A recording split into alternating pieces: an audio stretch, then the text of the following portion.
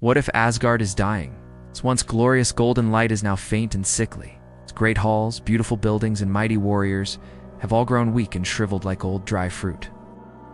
And at the heart of it all, looking out over his desolate home, stands Thor, his usual boisterous confidence gone, replaced by a deep anguish and despair. Yes, this is a story of our favorite god of thunder. But this is not a story of hammers and battles. Oh no, this is a different tale. For here, even his mighty Mjolnir is powerless against a terrible magical plague that sucks the very life force from everything it touches. It's draining the strength and joy from all living beings until they wither away into lifeless husks. But hope is not yet lost, for the Allfathers have told Thor of an ancient legend. Deep in the dark realm of Svartalfheim, the home of the Dark Elves, hidden in the bowels of a dead volcano, lies the entrance to a place of immense power, the legendary Well of Life, a magical nexus of incredible healing energies. There, if he can reach it, Thor can forge a new hammer imbued with these life-giving powers, a weapon capable of undoing what the plague has done. But reaching the Well of Life will not be easy.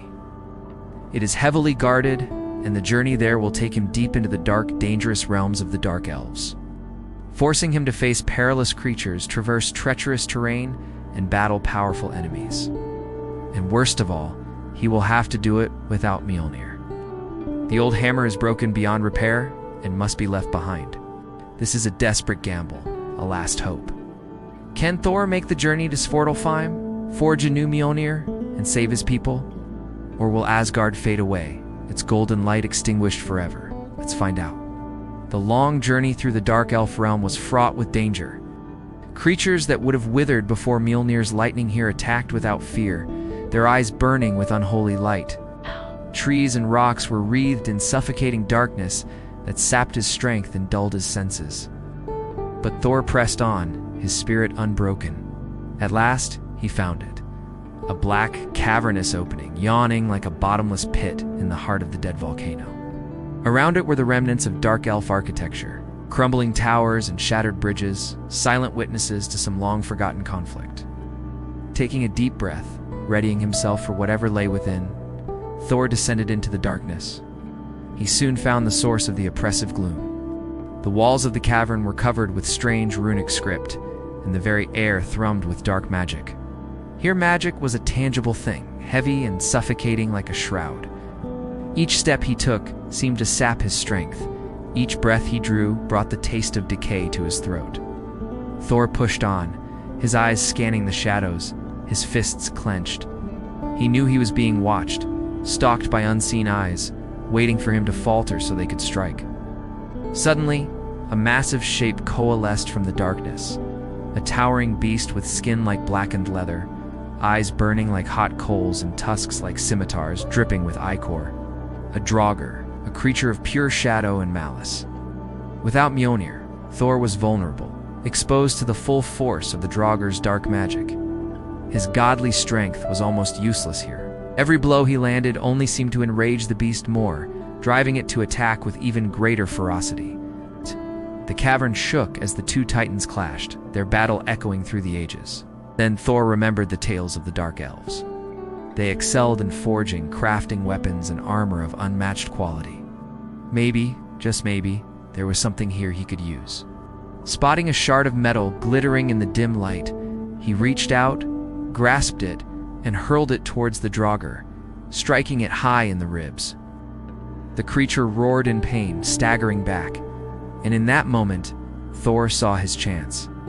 Grabbing another piece of debris, he struck again and again, each blow finding its mark.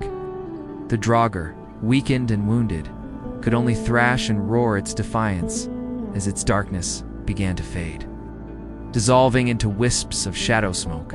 With the last of its strength, the creature lunged, raking its claws across Thor's chest, leaving deep, dark scars.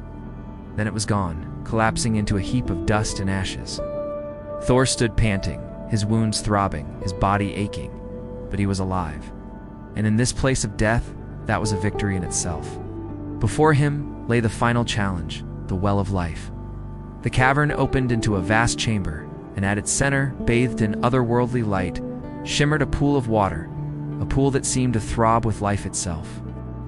Its surface was a mirror, reflecting the surrounding darkness, yet it did not yield to it. Within its depths, Thor could see countless images, memories of countless lives touched by the well's healing magic.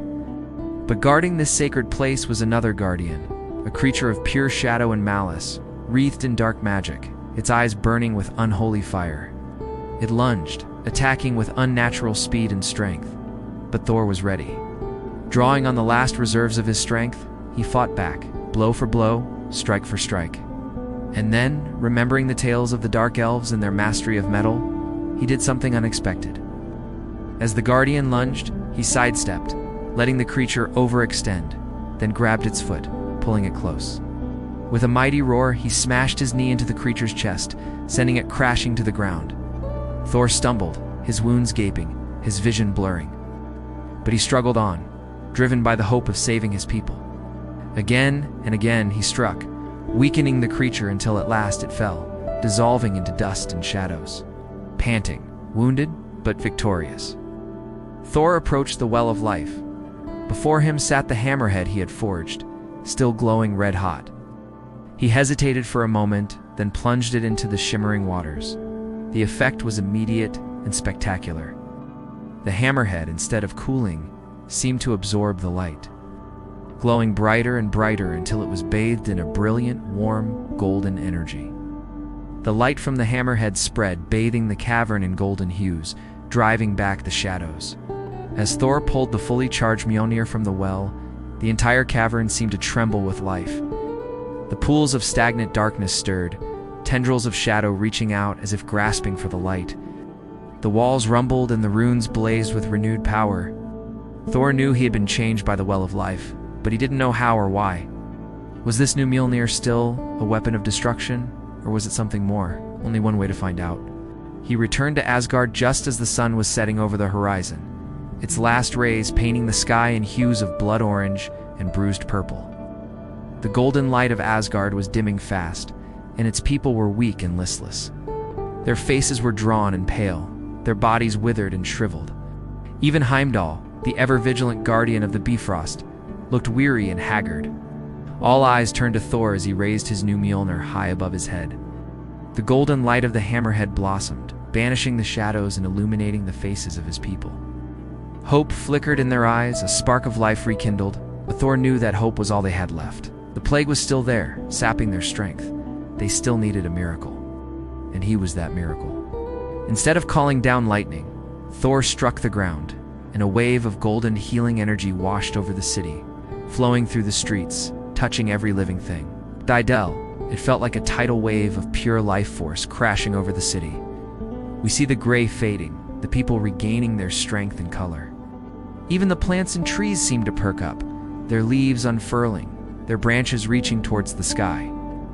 It was as if spring had come to Asgard in the middle of winter. And standing in the heart of it all, watching over his people, was Thor, the god of thunder, now also the god of healing, his new Mjolnir, the hammer of life, glowing brightly, casting away the darkness and ushering in a new dawn for Asgard.